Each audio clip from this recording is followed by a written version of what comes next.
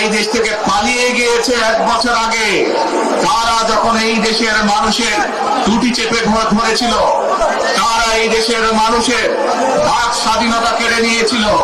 তারা এই দেশের মানুষের ভোটের অধিকার কেড়ে নিয়েছিল। প্রিয় ভাই বোনেরা, এই যে আপনারা এখানে আজকে লক্ষ লক্ষ মানুষ আজ এখানে সমবেত হয়েছেন, এই লক্ষ লক্ষ মানুষ সমবেত হওয়ার এই পরিস্থিতি তৈরি করার জন্য হাজারো মানুষ প্রাণ বিসর্জন দিয়েছে গত 15 বছর। আপনারা আজকে এই যে লক্ষ মানুষ এখানে উপস্থিত হয়েছেন, আপনাদের যে রাজনৈতিক অধিকার প্রতিষ্ঠা করার জন্য, আপনাদের কথা বলার বাক স্বাধীনতার অধিকার, আপনাদের নিরাপত্তা পাওয়ার অধিকার প্রতিষ্ঠিত করার জন্য আজ যে আপনারা এখানে একত্রিত হয়েছেন,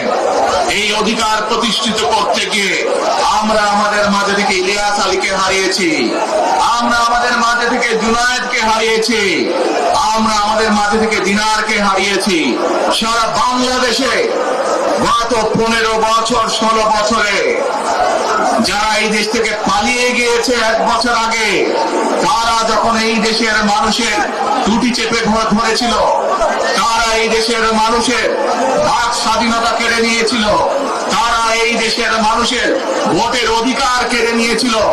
তারা শুধু ভোটের অধিকার কেড়ে নিয়েই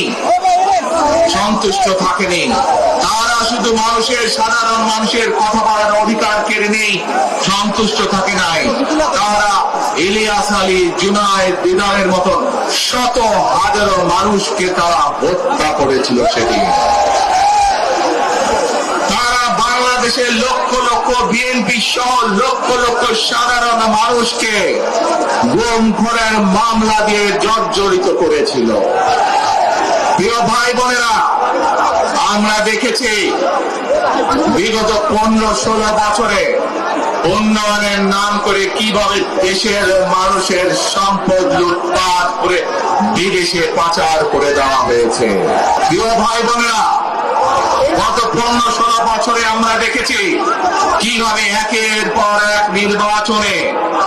ব্যালট বাক্স ছিনতাই হয়েছে, কিভাবে অমিদামি নির্বাচন হয়েছে, কিভাবে নিশি রাতের নির্বাচন হয়েছে, এবং এই নির্বাচনগুলোর মাধ্যমে, তথাকথিত নির্বাচনের মাধ্যমে বাংলাদেশের মানুষের ভোটের অধিকার তথা রাজনৈতিক অধিকারকে কেড়ে নেওয়া হয়েছিল।